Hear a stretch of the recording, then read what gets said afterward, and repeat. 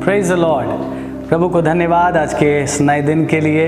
और आज की सुबह परमेश्वर के वचन से मैं आपका ध्यान ले जाना चाहता हूँ वार्निंग्स के ऊपर, चेतावनियों के ऊपर। परमेश्वर के वचन में प्रतिज्ञाएं हैं, परमेश्वर के वचन में आज्ञाएं हैं और उसी प्रकार से परमेश्वर के वचन में वार्निंग्स हैं, चेतावनियां हैं।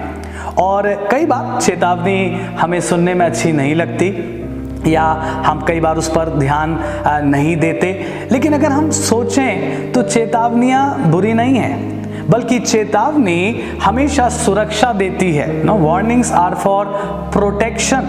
ना, जब आप सड़क पर चलते हैं या आप किसी बिजली घर के पास जाएं या किसी ऐसी जगह जाएं जहां डेंजर है और वहां पर चेतावनी का होना हमारे लिए लाभकारी है ना। अगर वहां चेतावनी नहीं होगी तो हो सकता है हमारा नुकसान हो जाए, हो सकता है कोई दुर्घटना हो जाए। लेकिन जब चेतावनी होती है तो वो चेतावनी प्रोटेक्शन देती है, सुरक्षा देती है। उसी प्रकार से चेतावनी डायरेक्शन देती है। No, warnings give us direction, वो हमारा मार्गदर्शन करते हैं। जब आप सड़क पर हाईवेज में चलते हैं, आप गाड़ी में चल रहे हैं और वहां पर सोचिए ना, अगर चेतावनी ना हो कि आगे रोड बंद है या चेतावनी ना हो कि आपको लेफ्ट लेना है या राइट लेना है, तो हमको डायरेक्शन नहीं मिल पाएगा। हम डायरेक्शन लेस हो सकते हैं, हम डायरेक्शन खो सकते हैं। सो चेतावनियां प्रोटेक्शन देती हैं और चेतावनियां डायरेक्शन देती हैं। इसी प्रकार से परमेश्वर के वचन में बहुत सी चेतावनियां हैं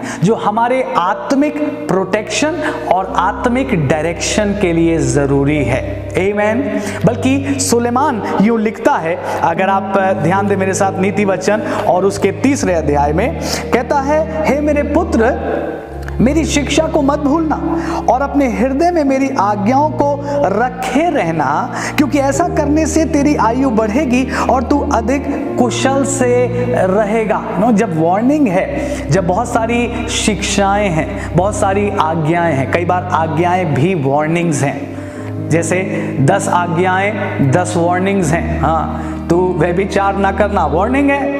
तू चोरी ना करना, वार्निंग है। तू हत्या ना करना, वार्निंग है। अपने माता पिता का आदर करना, वार्निंग है। सो इसी प्रकार से परमेश्वर के वचन में बहुत सी चेतावनियां हैं। और सोलोमन क्या कह रहा है, अगर तू इन आज्ञाओं को, इन वार्निंग्स को अपने दिल में रखे, इनको भूल ना जाए, तो मैं आपको पढ़ाऊं 8वां पद, बहुत सी और भी आशीषें वहां हैं, लेकिन 8वें पद में कहता है, ऐसा करने से तेरा शरीर भला चंगा और तेरी हड्डियां पुष्ट रहेंगी। हाँ, तेरा शरीर चंगा रहेगा, तेरी हड्डियां स्ट्रांग रहेंगी। सो खुदा के लोगों, हम क्या सीख रहे हैं? परमेश्वर अपने वचन में वार्निंग्स देता है, उसने दी है ताकि मुझे और आपको प्रोटेक्शन और डायरेक्शन मिल सके। अगर यिर्मयाह उसके 26वें अध्याय और 3 पद पर हम ध्यान ले जाएं, वहां परमेश्वर यूं कह रहा है, यिर्मयाह के द्वारा वार्निंग दे रहा है और कह रहा है, संभव है कि वे सुनकर अपनी अपनी बुरी चाल से फिरें और मैं उनकी हानि करने से पछताऊं जो उनके बुरे कामों के कारण मैंने ठाना था। God is giving warning to his people. परमेश्वर जब अपने लोगों को चेतावनी दे रहा है, उसकी एक बड़ी आशा है, काश मेरे लोग चेतावनी से मान जाएं, काश मेरे लोग वार्निंग्स को समझ लें। प्रभु के लोगों, मैं आपसे कहना चाहता हूं, मैं अपने आप से भी यही कह रहा हूं और आपसे भी आज यही कह रहा हूं, क्या हम परमेश्वर की वार्निंग्स को समझ रहे हैं?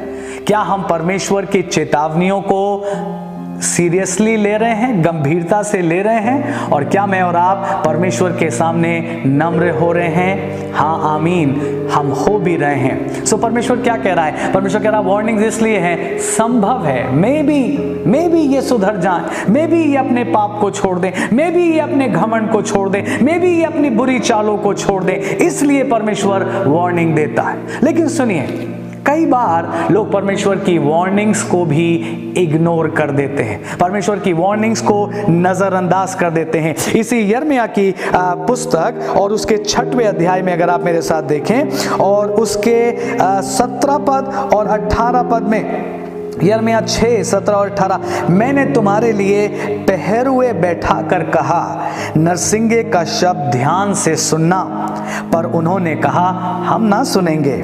इसलिए हे जातियों सुनो, और हे मंडली देख कि इन लोगों में क्या हो रहा है।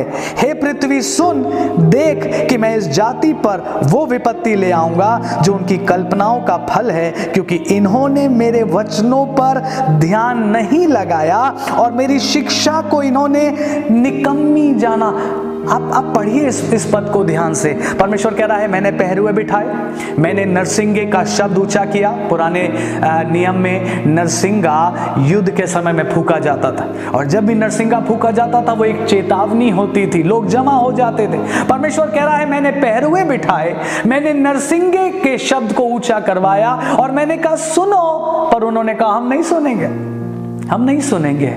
प्रभु के लोगों, आज इन परिस्थितियों के बीच में काश मैं और आप सुने परमेश्वर की चेतावनी को, परमेश्वर की घुड़की को, परमेश्वर के शब्द को और उस बुलाहट को, उस कॉल को जो परमेश्वर इस समय मुझे और आपको दे रहा है कि हमको अपने जीवन पर गौर करना है और हमको अपने जीवन को यीशु मसीह के और अधीन करना है, पवित्र आत्मा के और अधीन करना है। मैं ये नहीं कह रहा हूं कि आपके जीवन में पाप है, मैं ये नहीं कह रहा हूं कि आपके अंदर कोई खराबी है, मैं सिर्फ ये कह रहा हूं हम सबको अपने जीवन पर इस समय गौर करना है। परमेश्वर की चेतावनी को इग्नोर नहीं करना, नजरअंदाज नहीं करना है, बल्कि हमें कहना है हाँ प्रभु, हम आपके शब्द को सुन भी रहे हैं, उस पर ध्यान भी दे रहे हैं, अपने ऊपर, अपने परिवारों पर, अपनी भक्ति में प्रभु हम अपने आप को इवैल्यूएट कर रहे हैं, हम अपना मूल्यांकन कर रहे हैं और प्रभु हम क्षमा मांग रहे हैं हर उस बात के लिए जो हमने आपकी विल के बाहर किया।